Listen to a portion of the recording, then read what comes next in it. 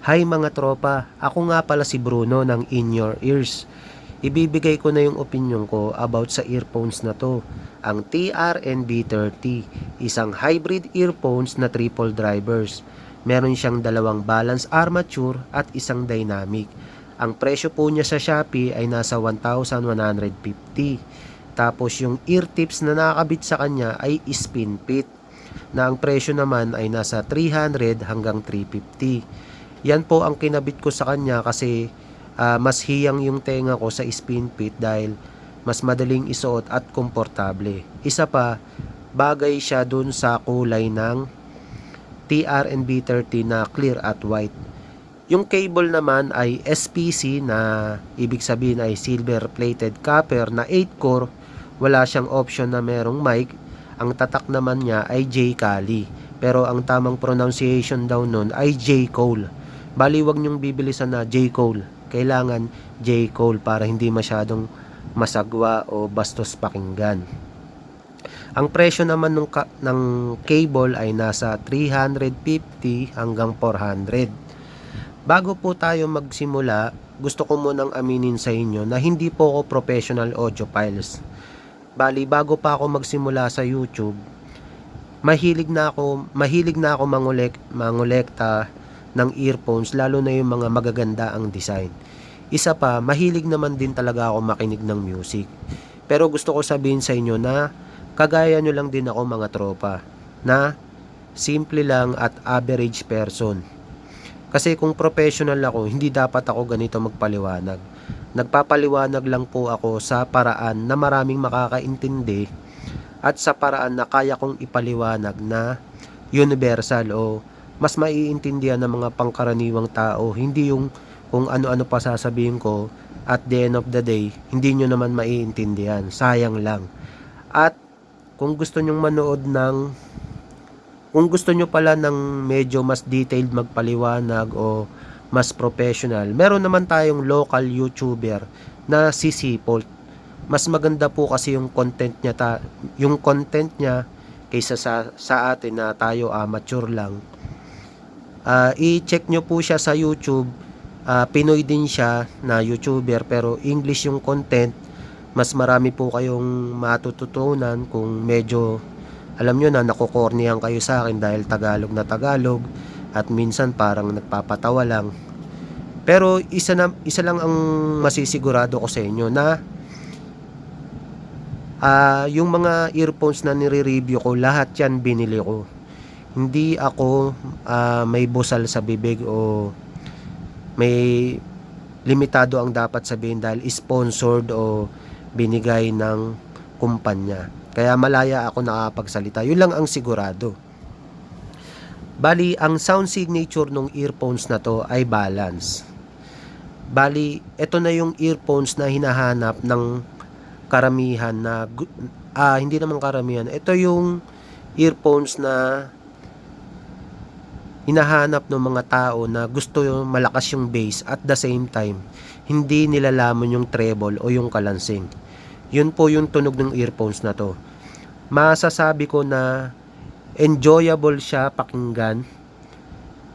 Sa katunayan, isa ito sa paborito na earphones na gusto ko na nasa 1,000 yung price range.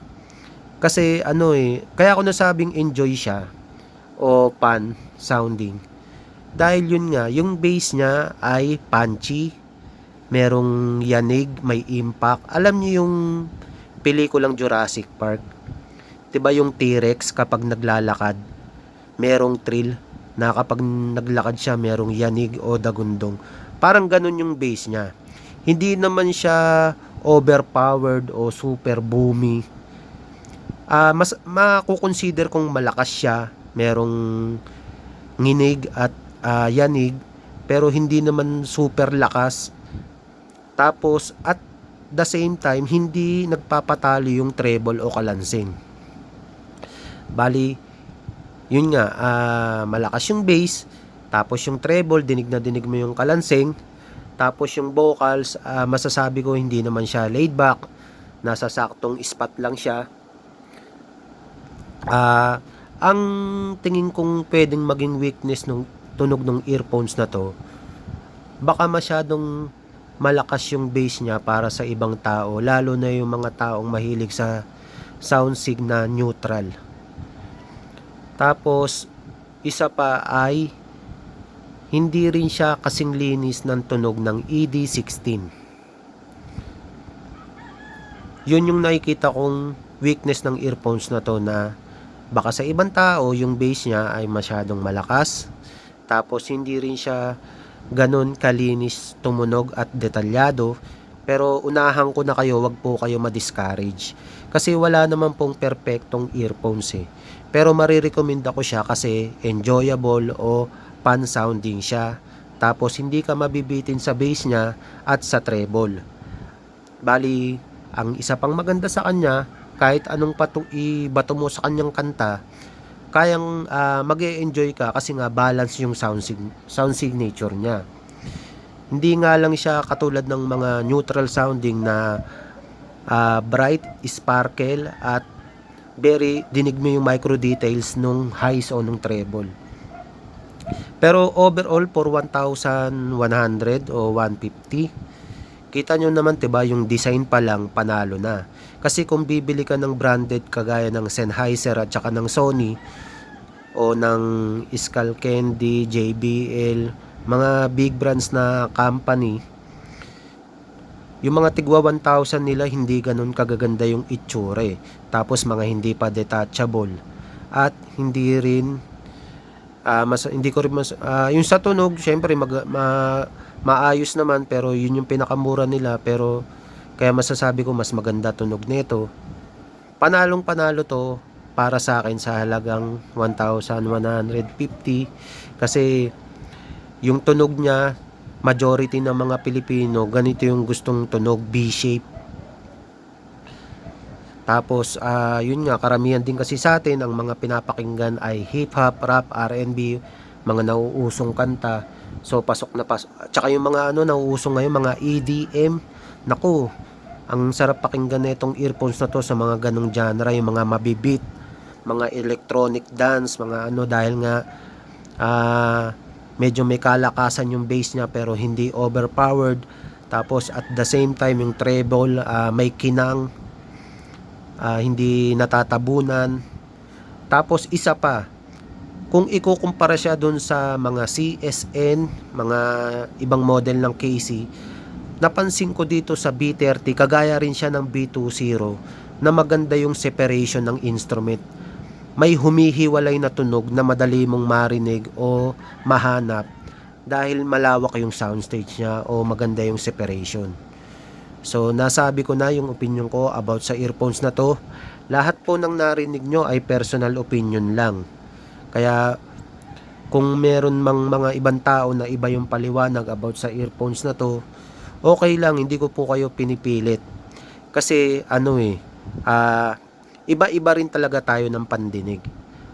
Dahil ang earphones kasi parang pagkain din yan Kahit alam natin na yung sinigang ay maasim, pag pinatikim mo sa iba-ibang tao, iba rin yung masasabing klase ng asim.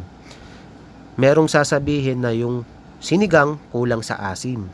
Yung iba naman sasabihin sakto lang yung asim. At yung iba sasabihin super asim. Ganun din sa earphones, iba-iba po talaga ang ating pandinig.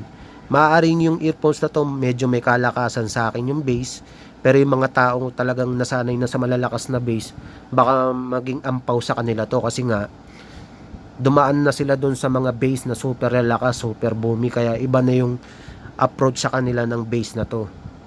So ayun lang yung masasabi ko about sa earphones na to. Highly recommended siya. Isa pa, maganda itsura niya kasi yung earphones di natin mapagkakaila na part na siya ng passion. Kasi syempre isipin mo, sasakay ka, magko-commute ka, sasakay ka ng jeep, MRT or bus. Syempre kapag maganda ang earphones mo, mapapansin ka ng mga katabi mo, 'di ba? Lalo na yan, clear kita yung loob. Syempre merong mga tao na mamamangha, tapos nando dun yung maporma ka, mukha kang kakaiba. Kaya isa rin siya sa marirekomenda ko dahil sa itsura. Tapos ihahabol ko lang yung comfort. Super komportable niya. Sa video mukha siyang malaki pero maliit po siya. Yung shape niya may hawig sa AS06 pero mas maliit siya sa AS06 at sa CSN. Malaki lang siya ng konti sa B20 kaya super komportable po niya. Wala pong problema sa comfort. Successor nga pala ito ng B20.